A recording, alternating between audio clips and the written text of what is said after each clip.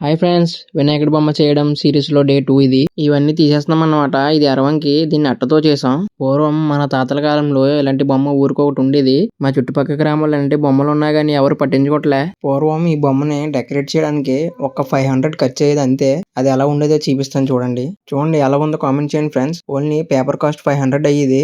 బొమ్మ మన చేతిలోకి వచ్చాక హై బడ్జెట్ 2 years బ్యాక్ చేసిన వెంకటేశ్వర స్వామి అవతారం బొమ్మ చూపిస్తాను చూడండి. ఇదిగో ఇదే ఆ బొమ్మ. దీన్ని డిజైన్ చేయడానికి మాకు చాలా టైం పట్టింది. మన ఛానల్లో వీడియో కూడా ఉంటుంది, వీలైతే చూడండి.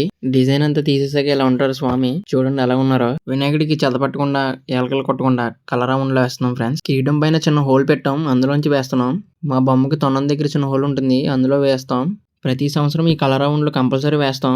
అందుకే మా బొమ్మ చెక్ చెదరకుండా ఇన్ని సంవత్సరాలు ఉంది. మా కమిటీ కుర్రలు అడ్వాన్స్ గా 2500 ఇచ్చారు. రేపు మెటీరియల్ కొనడానికి వెళ్దాం. Follow for more videos. Next వీడియోతో మళ్ళీ కలుద్దాం. Okay bye.